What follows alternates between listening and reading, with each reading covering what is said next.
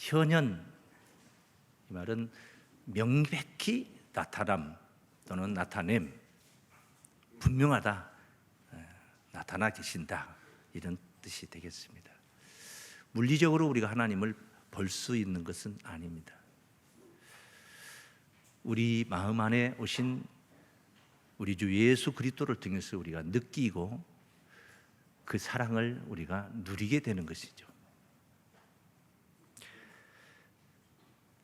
예수님은 성경의 주인공이십니다. 요한복음 5장 39절에 증거되기를 너희가 성경에서 영생을 얻는 줄 생각하고 성경을 상고하거니와 이 성경이 곧 내게 대하여 증거하는 것이로다 했습니다. 성경은 예수를 증거한 책인 것입니다. 예수 무엇을 증거하느냐? 거기에 탄생도 있고 예수 어머니가 누구라는, 그리고 공생의 기간에 어떤 말씀을 증거하셨고 등등 여러 예수의 생애에 대해서 성경에 기록이 되어 있습니다마는 그 모든 것보다도 중요해서는 예수 그리스도의 십자가 구속의 역사를 증거하고 있는 말씀이라는 뜻입니다. 오늘 설교도 예수 보혈을 전하지 않는다면은 전한 것이 아니고 여러분이 또한 예수 십자가 보혈의 은혜를 느끼지를 못하는 그런 가운데 듣는 설교라면 들은 것도 아니다, 이렇게 말씀을 드릴 수 있어요. 그 정도로 성경 전반에 예수 보혈의 메시지가 증거되어 있다, 이렇게 말씀드릴 수 있습니다. 출애굽기 이야기는 예수님 시대 때의 이야기가 아니잖아요. 구약 시대, 모세 때의 이야기입니다. 예수 오시기 1500년 전 이야기입니다. 이스라엘 백성들 애굽에서 종살이 하다가 해방을 받아서 가나안 땅을 정복하기 위하여 출발했던 이야기, 그 노정에서 있었던 이야기가 오늘 본문의 내용인 것입니다. 400여 년 만에 해방을 받았습니다. 흥분되죠, 정말. 그리고 홍해 바다를 모세가 들고 있는 지팡이를 통하여 가르고 육지처럼 건넜습니다. 수르 광야에서 마라의 쓴물을 만났는데 거기서도 기적적으로 쓴물이 단물이 되게 하는 기적을 보면서 그들이 광야길에 들어섭니다. 엘림에 이르러서 장막을 치기도 했고 신광야에서 하늘에서 내리는 만나의 기적을 또 맛봤습니다. 한 달쯤, 나온 지가 한 달쯤 되니까 양식이 다 떨어진 거예요. 가지고 나왔던 것들. 먹을 게 있어야 되죠. 광야에서 뭘 먹습니까? 하나님이 주지 않으면 살 수가 없는 거예요. 만나의 기적을 맛본 거예요. 하늘의 만나를. 그리고 이제 오늘은 이 본문 내용은 느비딤에 이르러서 장막을 쳤습니다. 그런데 문제는 물이 없어요. 물은 하찮은 것 같지만은, 너무나 흔하다 보니까 하찮은 것 같지만은 물은 생명인 것입니다. 살고 죽고가 물에 의해서 결정이 되는 거예요. 아니, 각종 채소, 마늘, 파, 양파, 부추 뭐 이런 것들이 없는 것은 고사하고 어떻게 물이 없을 수 있느냐 이거예요. 자기들이 멋대로 고삐 풀린 망아지처럼 돌아다니다가 만난 느비딤이 아니고 하나님이 인도하시는 대로 따라서 순종하며 행하여서 도착한 곳이 느비딤이라는 거예요. 그것을 오늘 본문 1절에 증거되어 있죠. 이스라엘 자손의 원해 중이 여호와의 명령대로 신광야에서 떠나 그 노정대로 행하여 느비딤의 장막을 쳤으나 백성이 마실 물이 없는지라. 왜 마실 물이 없는 곳으로 인도를 했냐 이 말이에요. 하나님이 명령을 하셔서 그 명령을 따라서 여기에 이르렀지 않습니까? 어떻게 하나님의 인도하심을 순종하고 있는데 이 환경이 이렇게 열악할 수가 있느냐? 너무 안 좋은 거예요. 심히도 안 좋은 거예요. 그래서 백성들은 불만을 늘어놓게 되는 것입니다. 아무리 그럴지라도 우리는 하나님의 살아계심과 역사하심과 우리와 함께 동행하시며 구원으로 인도하시는 그 현현하심을, 임재하심을 망각해서는 안 될 줄을 믿습니다. 만유의 하나님이시라. 우주 만물 가운데 어디라도 다 계시고 어떻게 계시냐? 조금 눈곱만큼 계시는 게 아니라 충만하게 계신다. 그게 바로 하나님이신다. 하나님의 현현을 의심하면 안 되는 거예요. 이스라엘 백성 말고 다른 사람들이 의심하는 것은 있을 수 있는 거예요.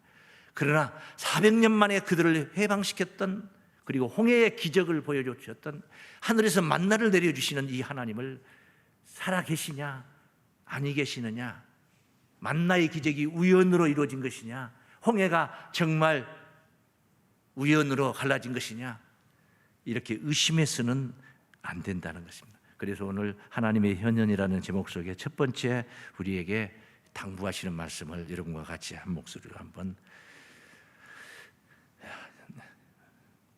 따라하시겠습니다. 하나님의 현현을 시험치 말자. 하나님이 정말 살아계신가? 있지도 않는데 우리는 하나님을 믿고 지금 하나님께 뭘 바라고 있는 건 아닌가? 이 시험하지 말라. 이스라엘 백성들이 많은 걸 달라고 한 건 아니잖아요. 그 흔한 물을 달라고 한 거죠. 오늘 본문에 보면 물 달라는 것입니다. 당연한 거잖아요. 그거 없으면 죽잖아요. 그래서 죽게 생겼다고 지금 말하는 거죠. 예? 당연한 거예요. 그런데 동기가, 그 간구하는 의도가 아니었습니다. 잘못되었다는 거죠. 너무나 위험한 발상이었습니다. 물을 이 느베딤에서, 이 광야, 도저히 물이 있을 만한 곳이 아니야. 이런 곳에서 물을 주시면은 하나님이 살아 계시는 것이고, 물을 안 주시면은 하나님은 없다. 이렇게 판단을 하려고 한 거예요. 이렇게 결정하려고 한 거예요. 하나님의 현현을 물을 주냐 안 주느냐 이걸 가지고 정하려고 하는 거예요. 너무나도 잘못된 것입니다. 이 3절 말씀을 보시면은요, 거기서 백성이 물에 갈하여 그들이 모세를 대하여 원망하여 가로되, 원망을, 물이 없으니까 모세를 원망할 수밖에 없는 거예요. 당신이 어찌하여 우리를 애굽에서 인도하여 내어서 우리와 우리 자녀와 우리 생축으로 목말라 죽게 하느냐. 실제입니다. 여기서 물 안 주면 목말라 죽습니다. 정말입니다. 그러니까 물을 달라는 거예요. 그런데 이 간구가 순수하지를 않았다는 것입니다. 주는가 안 주는가 그 결과를 통해서 하나님의 현현을 판단하고자 했던 시험이었다는 거죠. 하나님을 시험했다. 못 준다. 하나님 안 준다. 그럼 하나님 없는 거예요. 네? 우리가 기도를 합니다. 우리 믿는 자들 하나님께 기도하잖아요. 당연히 응답받기를 원하면서 기도를 하는데, 응답에 세 가지 종류가 있습니다. 항상 응답은 한 가지로 이루어지는 게 아니에요. 첫째, 즉시 달란 대로 주시는 것, 응답 맞습니다. 그런데 두 번째, 무응답이 있습니다. 미동도 안 합니다. 주겠다 안 주겠다 답변도 안 하십니다. 언제 주겠다는 약속도 없습니다. 그게 응답이야. 말 같지 않는 소리 하면은 대답 안 하는 경우하고 똑같은 거예요. 꿈쩍도 안 합니다. 그게 하나님이 응답한 거예요. 그게 꼭 내가 원하는 대로 주는 것이 응답으로만 생각하는 거 어리석은 겁니다. 그런데 세 번째 또 이런 응답도 있어요. 뭘 달라고 해서 좀 평안해지려고 나 좀 편하려고 했는데 도리어 고생을 시키고 고난의 길로 이끌어. 약속의 자녀 야곱, 베델에서 하나님을 꿈에 만났죠. 내가 너를 떠나지 않는다. 내가 네게 약속한 것을 다 이루기까지 내가 너를 떠나지 않겠다.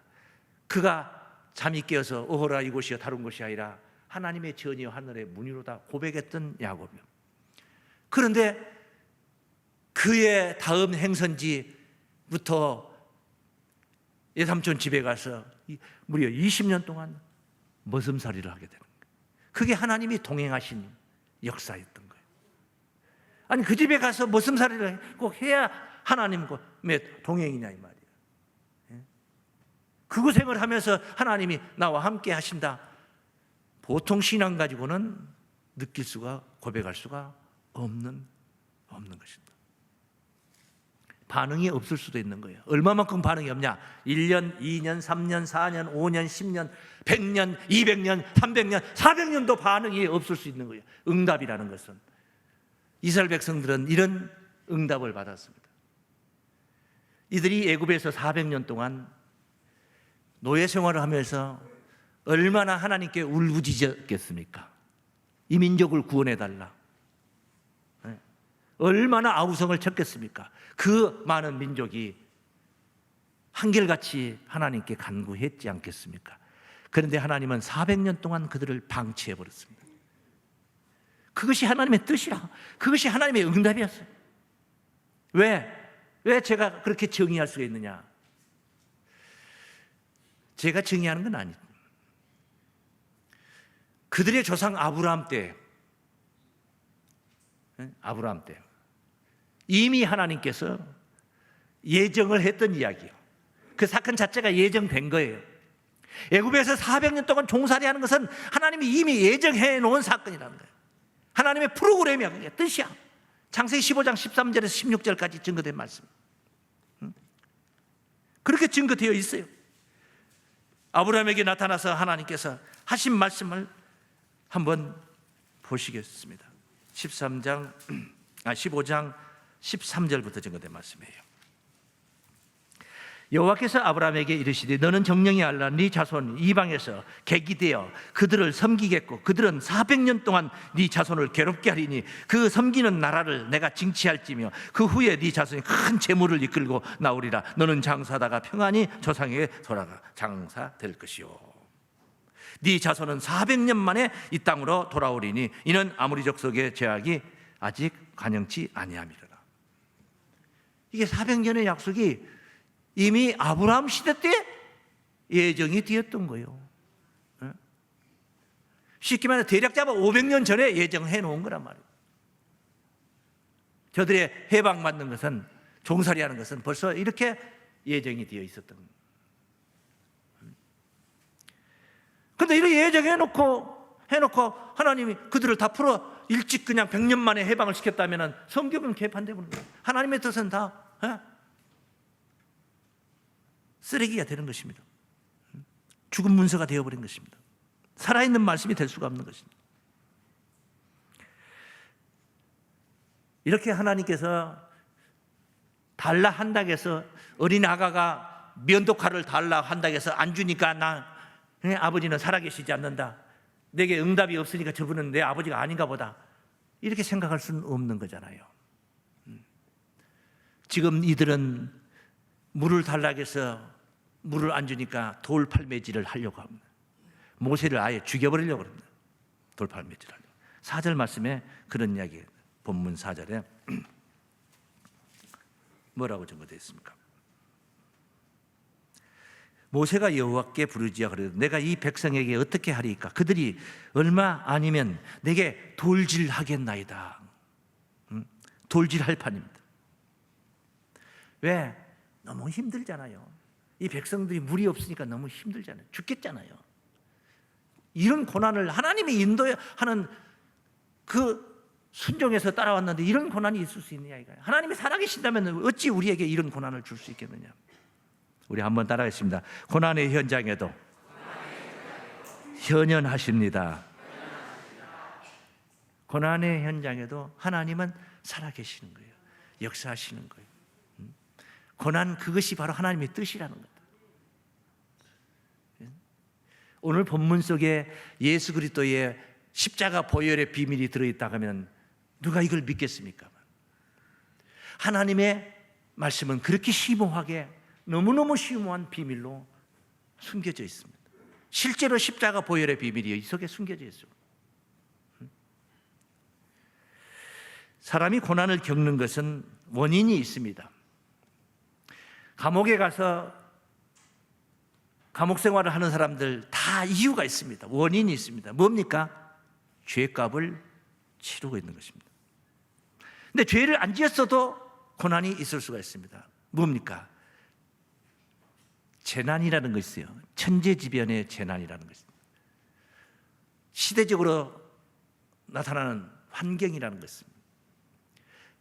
지금 우리가 마스크를 쓰고 있고 신종 코로나 바이러스를 이렇게 우리가 두려워하고 대비하며 예방을 하고 있는 것은 무슨 죄가 다 한결같이 똑같은 죄가 있어서 그런 겁니까? 이런 환경이에요 지금. 또 하나는 어떤 게 있냐면은 나이가 늙은 거. 왜 다리가 무릎이 이렇게 아프냐 이거예요. 앉았다 일어났다 하게 왜 이렇게 힘드냐? 왜 이런 고난을 내가 겪느냐? 쇠퇴해 가는 거, 늙어가는 거, 자연적인 현상이요. 자연적인 현상. 그래서 고난이 있는 거예요. 그런데 이런 고난 말고 훈련의 차원에서 있어지는 고난이다. 야곱이 20년 동안 에사우 전 집에서 머슴살이 한 것은 그것은 바로 하나님이 훈련의 차원이었습니다. 바담 아람에서의 하나님의 훈련이었습니다. 어떤 경우라도 하나님이 곁에 계셔도 고난은 있을 수 있어. 어떤 경우라도 하나님을 의심해서는 안 될 줄로 믿습니다. 하나님의 살아계심을, 현현하심을 의심해서는 안 된다는 거예요. 안 된다. 어떻게 살아 역사하시는가? 예수 그리스도의 십자가의 비밀을 오늘 본문 출애굽 사건 속의 노정에 증거하고 있다면 얼마나 하나님이 주도면밀하게 정말 깊고 오묘하게 구원의 비밀을 숨겨두시며 저들은 육신적인 물을 원하고 있지만은 영적인 생수의 비밀을 감춰두고 계신가를 우리가 생각해 보지 않을 수가 없습니다. 여기 5절 말씀부터 읽어봅니다. 여호와께서 모세에게 이르시되 백성 앞을 지나가서 자 모세를 죽이려고 합니다. 돌질을 해가지고 죽이려고 합니다. 왜? 물을 안 주니까. 백성 앞을 지나서 이제 모세에게 하나님께서 지시하는 거예요. 이스라엘 장로들을 데리고 하수를 치던 내 지팡이를 손에 잡고 가라. 내가 거기서 호렙산 반석 위에 너를 대하여 서리니. 호렙산 반석 위에 올라가서 내가 거기 딱 너를 대하여 서리니 너는 반석을 쳐라. 반석을 치라. 그것에서 물이 나리니 백성이 마시리라. 실제 이렇게 모세는 반석을 쳐서 무리와 반석을 쳐서 물을 내었습니다. 지금도 그 지역 성지순례를 가보면은 거기가 바로 무리와 반석이라는 곳에 그 우물이 지금도 있어서 물이 흐르고 있습니다.